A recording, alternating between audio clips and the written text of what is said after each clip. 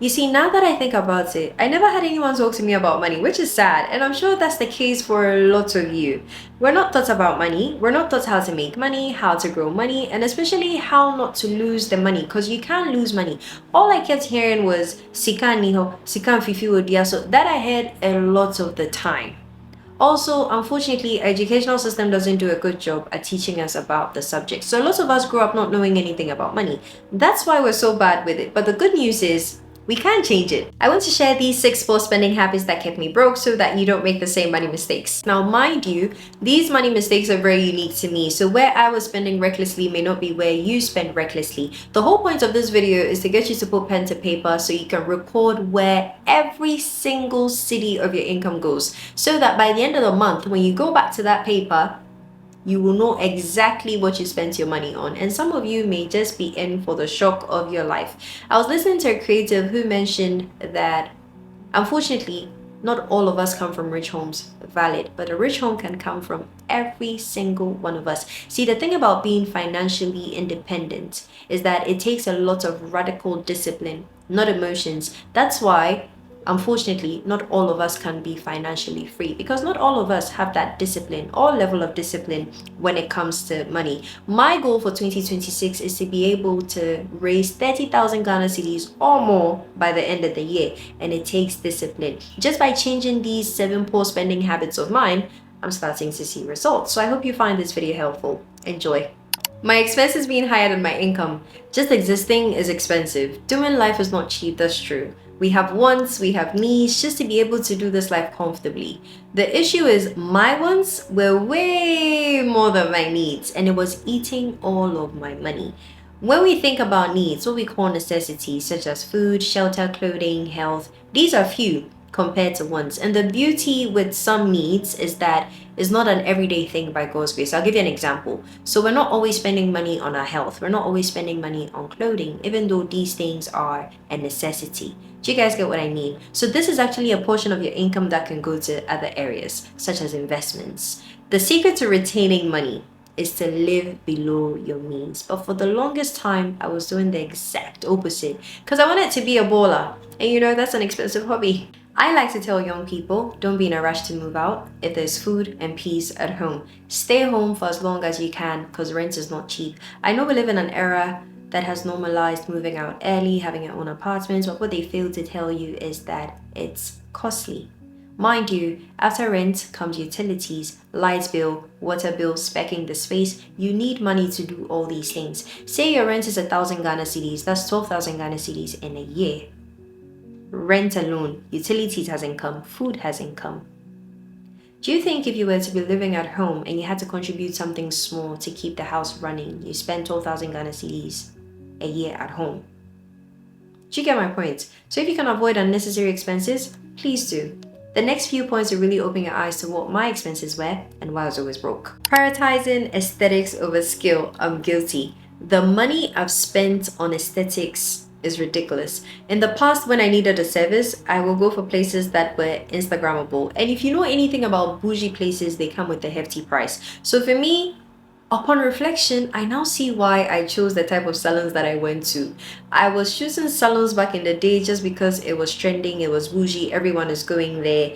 And it came with a hefty price. And I paid that hefty price to the detriment of my bank account. It was really not about skill, because if it was about skill, I could have gotten it for cheaper. See how messed up that is? Same with restaurants. When I'm choosing a restaurant, I want a place that I can get nice photos, I can vlog. It's really not about the food. And some of these restaurants are overly priced. No shade to any restaurant, but bro, it's true. Let's call a spade a spade. But for me, back then, it didn't matter if it was overly priced. Once I get my photos, my vlog is nice, it's more than enough for me. I've made some terrible financial choices, and I'm sharing it so that you guys don't make the same. If you're trying to get good with money, learn to find alternatives when it comes to services and products that you want to get, so that you always get value for your money. Take it from me, just because something is aesthetically pleasing doesn't mean it's worth the price that has been attached to it. Look for alternatives, bargain, make sure that you're getting value for your money. I've said this before and I'll say it again, anything taking money away from me unnecessarily, I'm not with it. You have to have a plan for your money. You have to have a goal. If not, you always spend aimlessly. Now I have short hair, which is very low maintenance, but when I had long hair, just by changing my salon, I was spending between 150 to 300 cedis monthly on my hair, and my hairstylist is very good. So trust me when I say there's a service provider out there that can work with your budget and will deliver on whatever it is you're looking for. Is it always the case? Not necessarily, but for the most part, depending on what you're looking for, it is. Food apps and eating out. If you've been here since my vlog days, you know about the eating out, because at some point I was starting to do some cafe hopping type content and it's all money. So eating out constantly like I was is expensive. I could spend on an average between 500 to 600 cedis in a sitting at a restaurant. Do this once a week and you're looking at between 2,000 to 2,400 cedis a month a day. So I got at Vim. I was like, you know what, I won't eat out again, because I was starting to feel it in my pockets. So I switched to food apps. I don't know if that was better or worse, because from Bolt Food to Glovo to Menu Finder, you name it, I had it all. Charlie, convenience is expensive. When you're spending the money small, you don't really feel it, but once you start to put the figures together, you realize, this thing is keeping me broke. This is how I solved the food issue. I deleted all the food apps, every single one of them. Now I was forced to cook. It was tough. I'm not even going to sit here and lie, but I appreciate it today because now I cook my own meals. I know what goes into my food. If you know, you know how important it is to know what goes into your food. I find it extremely difficult to eat from outside nowadays, especially because I observe a kosher diet. The only few things I still buy from outside is coconut water, kokwaya tutu, occasionally kenke obanku with pepper and fish. Aside these, comment them I'm not having anything else, just a miami driani. Overconsumption, this matter. This is one of the main reasons vlogging TMI top. I could be wrong, but I see this with a lot of lifestyle vloggers as well. Lifestyle vlogging is a very showy niche. It's a lot of, I have this dress, look at my shoe collection, look at my perfume collection, let's travel here, look at my apartments, let's go shopping there, unbox this with me, show. And all these things you're showing cost money. Nipankasa, when you're there, you have to self-reflect. That's the only way you know if something is going well or not, so that you can change it. And you have every right to change it. I like to self-reflect a lot. So I said to myself, Mimi, you spend all this money just to show that you have A, B, C, D. Make it make sense. And it wasn't making any sense to me. So I decided I'm not going to spend any more of my hard-earned money going broke just so I can vlog. Because how many shoes can you wear? How many clothes can you wear? How long will you keep buying these things? To what end? I got tired and my money was getting finished. I was like, you know what? I'm not doing this anymore. I'm done. Okay? And you'll quickly come to the realization that if you're not willing to show, then you don't have a vlog. Because a lot of the content that makes up a vlog is what you're showing. And so if you're not willing to show, then it cast. It's as simple as that. Do I still do nice things for myself from time to time, like buy Shein, skincare, go out? Of course. Just not at the rate that I used to. The difference is this time, I only buy things when I need them, not what will look good on camera. Unlike before, when I was buying things just for buying sake. Whether I had need of it or not, I would just buy it because I had to show something. That's what we're not doing anymore. Guys, I'm not trying to look rich or wealthy. I'm trying to be. I want to be wealthy. There's a very big difference. And so for that to happen, my mindset about money has to change. I have to be way more disciplined with my money. Do you understand? I can't be out here spending anyhow. And I don't want to be out here spending anyhow. I'm sure you guys will notice it even in my content. For the longest time, I was using content as an excuse to be buying new clothes because, oh, I'm doing content, I have to show up with, I don't have to show up in new clothes every day. So I've got a few shirts in a few neutral colors that I can rotate. It doesn't have to be complicated, guys, not at all. If the content you're sharing with your audience is of value, they will watch regardless of what you're wearing. And that's on period.